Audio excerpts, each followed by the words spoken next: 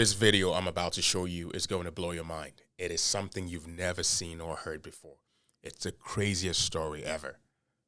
Let's watch. I interviewed this atheist college professor, tenured college professor, who was, he was an art professor who was doing a tour with students in Europe, in France, and his lower duodenum ruptured.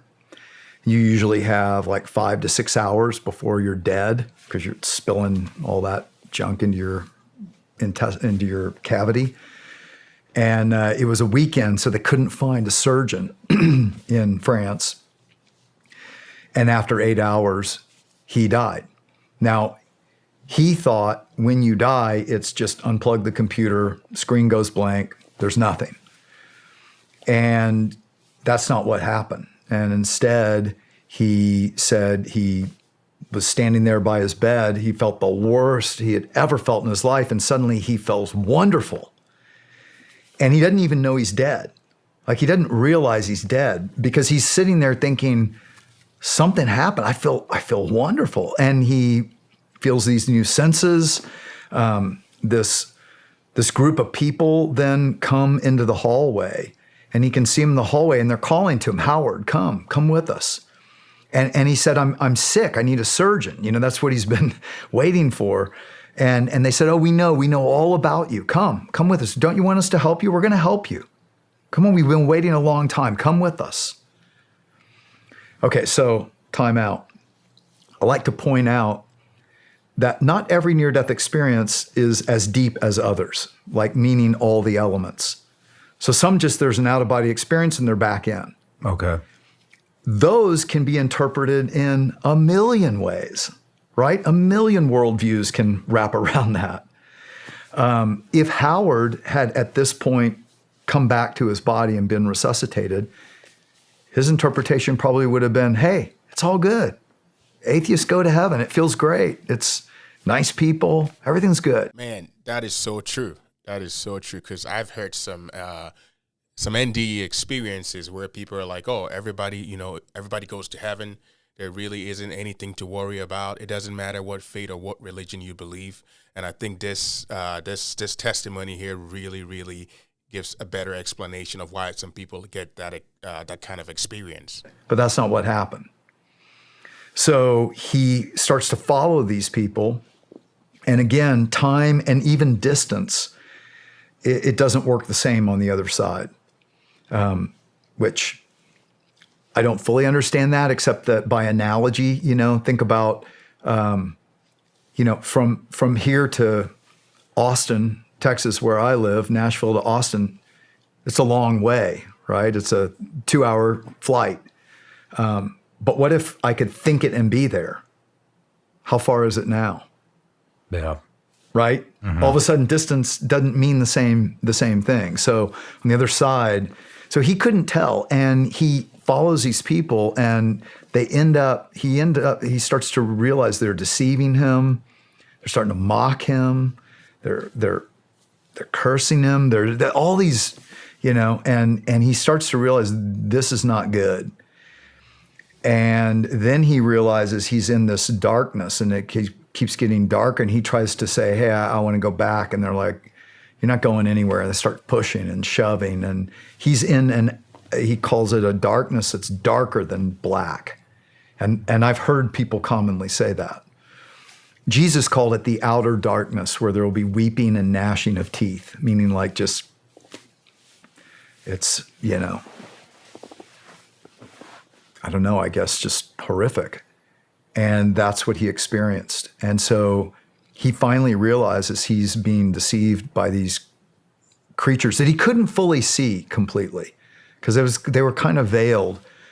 But now it's dark and he can't see them, but he can feel them, and they start to maul him. He starts to try to fight to get away, and they're having fun. So I've had him talk to me about this 4 times, and he starts to describe it. And then he says to me, I can't go any farther, because he had PTSD from it. Every single time And you interviewed him, he couldn't push past. yeah, he certain can't. There's point. a certain point that he would say, "I can't go any farther because it's taken me a long time to." He had what vets would call PTSD because it's real. It's more real than this, and I think that's a very important point to note. That Man, this is insane. Just think about it. You are out of your body. You're in a place that you don't know about, and you're helpless, and you're going through this. I don't know about you, but this just this should give you a different perspective of what reality truly is. Because a lot of times we think that what's happening here, what is in the natural, is much more real than in the supernatural. But man, outside the natural, the supernatural is much more real, man. And this is something. what's ahead is better than the best we've experienced, but what's ahead is worse than the worst we've experienced too. And I believe that we are in a temporal, time capsule for a purpose. We are in a time of choosing.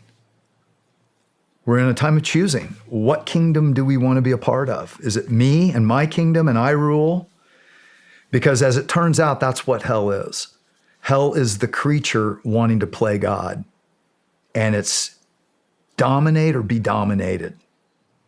And that's what Howard realized in this place. It was really interesting because he said, It's easy to live life and think you have such a long life ahead of you. But the reality is that death has 100% success rate. Everybody's going to die. I'm going to die. You're going to die. I lost my first wife to cancer. She was just 24 years old. And for me, that helped put life into perspective. The reality that at the end of it all, we're all going to transition from this life. I mean, first of all, picture the worst prison scene.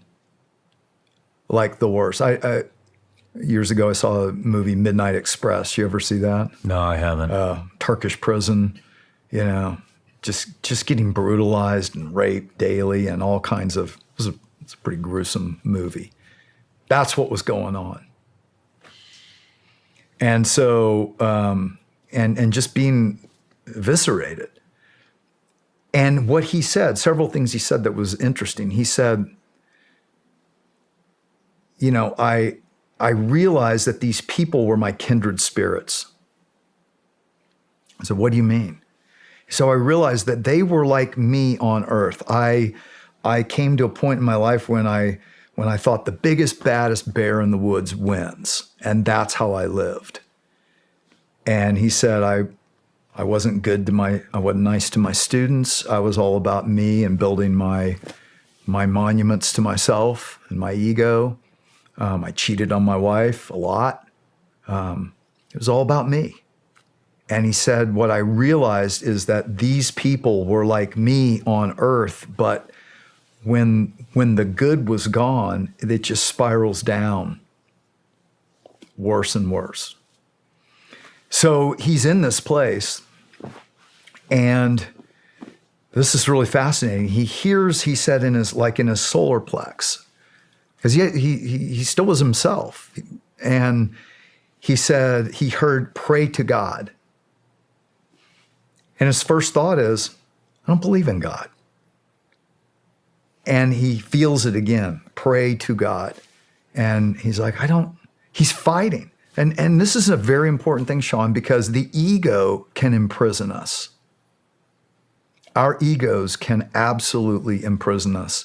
And here he is literally in a hellish place, experiencing the worst things you can imagine. And he's hearing this pray to God, but he's fighting it. And finally, the third time, he's like, I don't even know what to pray. And he starts just saying this like, God bless America and thy country 'tis of thee. And, he's just piecing things together and he's saying these things. But when he says the name of God, they become more angry and are threatening him even more. but he also noticed backing off. So he keeps doing it because it's working. And then he ends up just alone there. And he said, for how long, I don't know. He said, time doesn't work the same. It could have been decades. But he was just thinking about his life. And he was thinking about, how, again, on the other side, truth is truth. There's no hiding. And he's like, this is who I become. This is what I deserve. But at the same time, he didn't want that. And he hears in his soul. God is so real. God is so real. If you're in a season where you're asking questions, you're searching, I want to encourage you not to give up, because life on earth is so short, and you don't want to spend your life not really finding the answers behind the question, is God real? God says you will seek me and you will find me. And if you truly seek him with all your heart, if you ask him to reveal himself to you, he will. He will. And I want to encourage you, don't take chances in this life. The song he heard when someone took him to church as a kid, Jesus Loves Me. And he couldn't remember anymore except Jesus loves me. And he had this thought, and he now thinks God was even in that trying to reach him. In this battle he's having in his own spirit, even then. And he finally gets to the end of himself. We all have to hit rock bottom before we look up. That's a famous recovery principle. Some different people have different rock bottoms, but many times we have to hit rock bottom before we look up. And Howard said to me, my rock bottom was low. And he cries out, he thinks to himself, even if Jesus does exist, why would he care about me? I've been so horrible. But in desperation, he just cried out, Jesus, save me. And he said, into this darkness, he sees a speck of light coming, getting brighter and brighter and brighter, till again, he described as brighter than the sun, but he could look at it, and it was mesmerizing, and arms reach out, pick him up, take him out of there. And he's then standing before these angels.